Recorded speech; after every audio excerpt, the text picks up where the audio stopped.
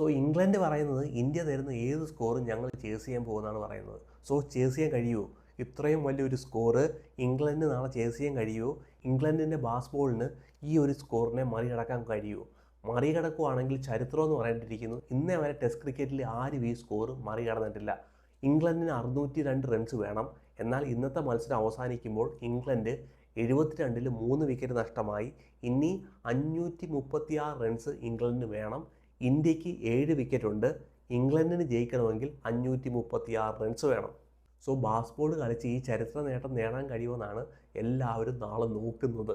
So ഇനി Indian ടീമിനോട് വരുവാണെങ്കിൽ ഈ ടെസ്റ്റ് ഡ്രോ ആയാൽ പോലും ഇന്ത്യയുടെ പരാജയം എന്ന് പറഞ്ഞിട്ടിരിക്കുന്നു. കാരണം രണ്ടാമത്തെ ടെസ്റ്റ് നോക്കുവാണെങ്കിൽ ഇന്ത്യൻ ടീമിൻ്റെ ആധിപത്യമായിരുന്നു. ഒരു ചെറിയൊരു സെഷൻ അവിടെ നോക്കുവാണെങ്കിൽ ഹാരി ബ്രോക്കും സ്മിത്തും കൂടെ ചേർന്ന് ഒരു ചെറിയ സെഷൻ മാത്രമാണ് വിജയിച്ചത്. 303 റൺസിൻ്റെ ഒരു പാർട്ണർഷിപ്പ് ഉണ്ടാക്കുന്നു. ബാക്കി നോക്കുവാണെങ്കിൽ ഇന്ത്യയുടെ ആധിപത്യമായിരുന്നു ഈ ടെസ്റ്റ് മൊത്തം.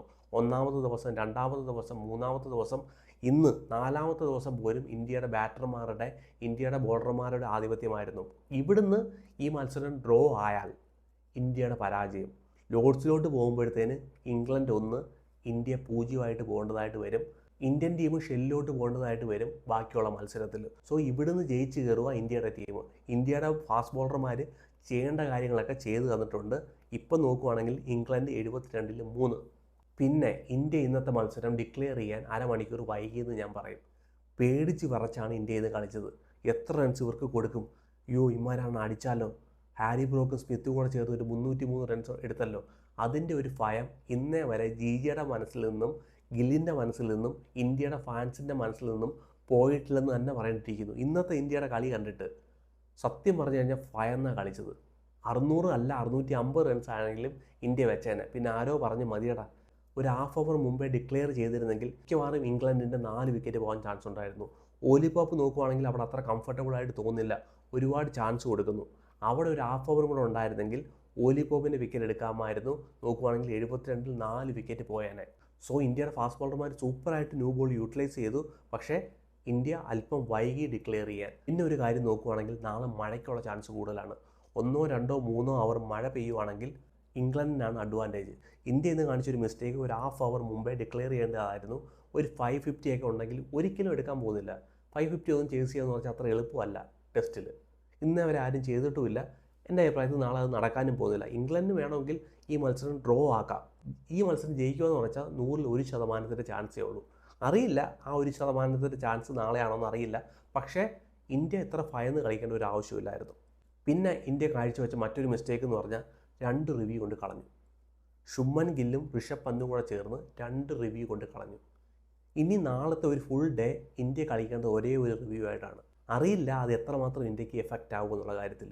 സോ 2 റിവ്യൂ ഇന്ത്യ കൊണ്ട് കളഞ്ഞു. ഒരേ ഒരു റിവ്യൂ ആണ് ഇന്ത്യയുടെ കയ്യിലുള്ളത് ഇനി. പിന്നെ ഇന്ത്യയുടെ ബാറ്റിംഗ് പരിശോധിക്കുകയാണെങ്കിൽ ശുഭ്മാൻ ഗില്ല് സൂപ്പർ എന്ന് പറഞ്ഞിരിക്കുന്നു. ഇന്നും വന്ന് 161 റൺസ് എടുക്കുന്നു. സൂപ്പർ പെർഫോമൻസ് കാഴ്ചവെക്കുന്നു. ഇന്നും ഒരു റെക്കോർഡ് തിരുത്തി. അതായത് ആദ്യത്തെ കളിയിൽ 200 എടുക്കുന്നു, രണ്ടാമത്തെ കളിയിൽ 150 എടുക്കുന്ന ഇന്ത്യയുടെ ആദ്യത്തെ താരമായിട്ട് ശുഭ്മൻ ഗില്ല് മാറി എന്ന് പറഞ്ഞിരിക്കുന്നു. റെക്കോർഡുകളെ പെരുമഴ വേവിച്ചുകൊണ്ടിരിക്കുകയാണ് ശുഭ്മൻ ഗില്ല്. ലൈഫിലെ ഏറ്റവും നല്ലൊരു ഫോമിലാണ് ശുഭ്മൻ ഗില്ല് പോയിക്കൊണ്ടിരിക്കുന്നത് എന്ന് പറഞ്ഞിരിക്കുന്നു. Super performance. ഇന്ന് സത്യം പറഞ്ഞാൽ ശുഭ്മൻ ഗില്ല് അവിടെ ബാറ്റ് ചെയ്യുന്നത് ആരും അറിഞ്ഞില്ലെന്ന് തന്നെ പറഞ്ഞിട്ടിരിക്കുന്നു. കാരണം ഋഷഭ് പന്തിൻ്റെ ഒരു 1 മാൻ ഷോ നടന്നുകൊണ്ടിരിക്കുമായിരുന്നു അവിടെ. ഋഷഭ് പന്ത് വരുന്നു, 6 അടിക്കുന്നു, 4 അടിക്കുന്നു, ബാറ്റ് എടുത്ത് അന്തരീക്ഷത്തിലോട്ട് എറിയുന്നു. എല്ലാവരും ഋഷഭ് പന്തിനെ നോക്കിക്കൊണ്ടിരിക്കുമായിരുന്നു. എന്നാൽ അവിടെ സൈലൻ്റായിട്ട് ശുഭ്മൻ ഗില്ലിൻ്റെ ബാറ്റിംഗ് കാഴ്ചവെച്ചു.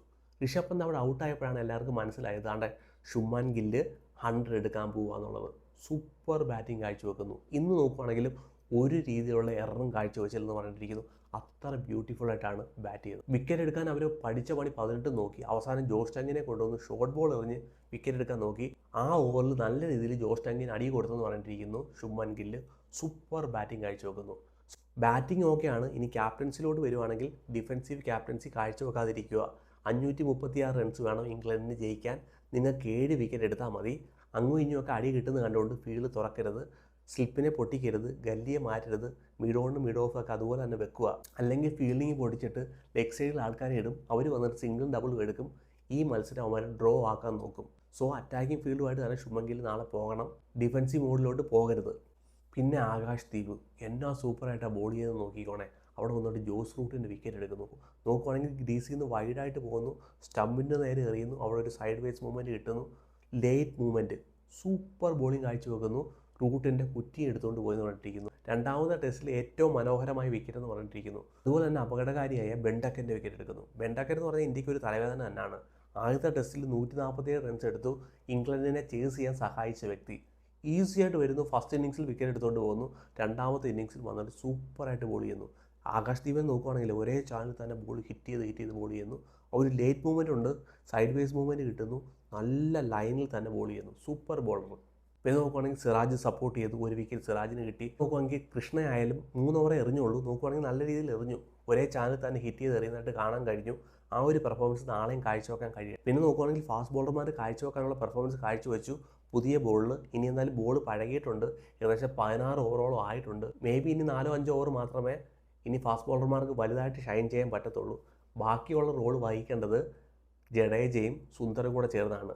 അവർ നാളെ ഒരു പെർഫോമൻസ് കാഴ്ചവെച്ചില്ല എങ്കിൽ അറിയാൻ വയ്യ, ചിലപ്പോൾ ഈ ടെസ്റ്റ് ഡ്രോയിലേക്ക് പോയേക്കാം. ഡ്രോ എന്ന് പറഞ്ഞാൽ ഇന്ത്യയെ സംബന്ധിച്ചിടത്തോളം പരാജയം എന്ന് തന്നെ പറയേണ്ടിയിരിക്കുന്നു. സോ റഫായിട്ടുള്ള ഏരിയ ഒക്കെ ക്രിയേറ്റ് ആയിട്ട് വന്നിട്ടുണ്ട്. രവീന്ദ്ര ജഡേജ ആയാലും സുന്ദർ ആയാലും അവിടെ ഹിറ്റ് ചെയ്ത് വിക്കറ്റ് എടുക്കാൻ കഴിയട്ടെ. പിന്നെ ഇന്ത്യയുടെ ബാറ്റിങ്ങിലോട്ട് വരുവാണെങ്കിൽ KL രാഹുൽ സൂപ്പറായിട്ട് ബാറ്റ് ചെയ്തു, ഒരു 55 റൺസ് എടുക്കുന്നു. ഋഷഭ് പന്ത് വരുന്നു, അവിടെ ഒരു എൻ്റർടൈൻമെൻറ്റ് കാഴ്ചവെക്കുന്നു, സൂപ്പർ ഒരു ബാറ്റിംഗ് പെർഫോമൻസ് കാഴ്ചവെക്കുന്നു. നോക്കുകയാണെങ്കിൽ അല്പം സ്ലോ ആയിട്ട് പോയിക്കൊണ്ടിരിക്കുമായിരുന്നു മാച്ച്, അവിടെ വരുന്നു ഒരു എൻ്റർടൈൻമെൻ്റ് ഒക്കെ കാഴ്ചവെക്കുന്നു, 6 അടിക്കുന്നു, 4 അടിക്കുന്നു, ബാറ്റ് കണ്ട് അന്തരീക്ഷത്തിലോട്ട് പറത്തി വിടുന്നു. അല്പം ഡിഫൻസീവിലോട്ട് പോയിക്കൊണ്ടിരിക്കുമായിരുന്നു ഇന്ത്യ അവിടെ. എന്നാൽ ഋഷഭ് പന്ത് അവിടെ വരുന്നു, ഒരു സൂപ്പർ എൻ്റർടൈൻമെൻറ്റ് ബാറ്റിംഗ് കാഴ്ചവെക്കുന്നു, ഒരു ഹാഫ് സെഞ്ചുറി എടുത്തിട്ട് പോകുന്നു.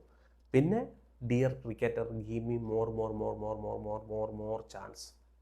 ആദ്യത്തെ ചാൻസ് 0, രണ്ടാമത്തെ ചാൻസിൽ 20, മൂന്നാമത്തെ ചാൻസിൽ 31, ഇന്നത്തെ ചാൻസിൽ 26. ഇനി എത്ര ചാൻസ് കരുണാകരന് വേണമെന്ന് എനിക്കറിയത്തില്ല. സായി സുദർശൻ വെളിയിരിപ്പുണ്ട്, ജുറൈൽ വെളിയിരിപ്പുണ്ട്, സർഫാസ് ഖാൻ വെളിയിരിപ്പുണ്ട്. ഇവരെല്ലാം മാറ്റി നിർത്തിയിട്ട് നമ്പർ 3 ഒരു ചാൻസ് കിട്ടിയതാണ്.